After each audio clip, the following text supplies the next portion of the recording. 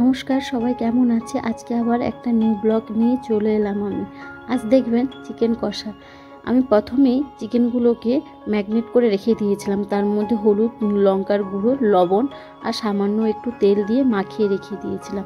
এখানে আগের থেকে আমি পেঁয়াজ, টমেটো, ধনেপাতা কুচিয়ে নিয়েছিলাম, আপনাদেরকে দেখানোর সময় পাইনি সেই জন্য। আর এখানে আদা রসুনটাও পেস্ট করে নেব। পেস্ট করার জন্য আমি একটা মিক্সিং বোর্ড নিয়ে নেব।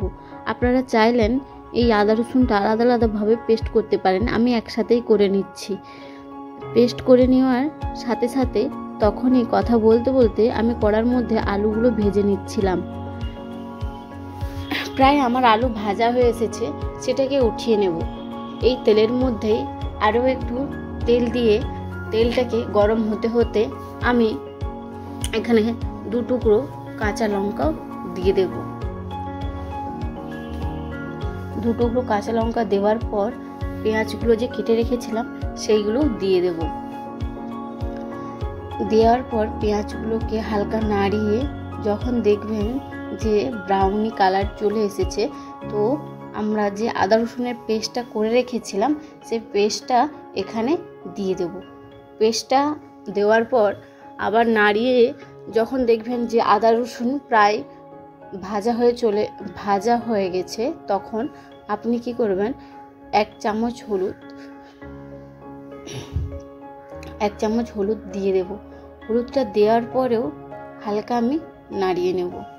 আর যেই মিক্সিং জারে আমি আদা রসুনটা পেস্ট করেছিলাম ওখানে অল্প জল দিয়ে 2 চামচ মতো লঙ্কার গুঁড়ো দিয়েছিলাম। আপনারা চাইলেন ঝালটা কম বেশি করেও দিতে পারবেন।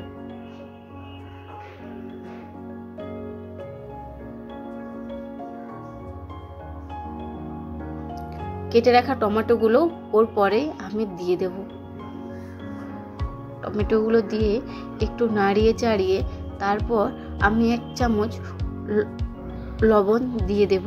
আপনারা লবণটা একটু দেখে দেবেন, কারণ আগের থেকে চিকেনের মধ্যে লবণ দেওয়া ছিল। এটাকে কষিয়ে যখন মশলাটা আমার কষানো হয়ে গেছে, দেখবেন সাইড থেকে হালকা তেল ছেড়ে এসেছে, তারপর আপনি চিকেনটাকেও দিয়ে দেবেন। চিকেনটাকে নাড়ানোর পর আর যে ভেজে রাখা আলুগুলো আমি ওখানে দিয়ে দেব। দেওয়ার পর নাড়িয়ে চাড়িয়ে 3-4 বার করে আপনি ঢাকা দিয়ে চিকেনটাকে কষা হতে ছেড়ে দেবেন।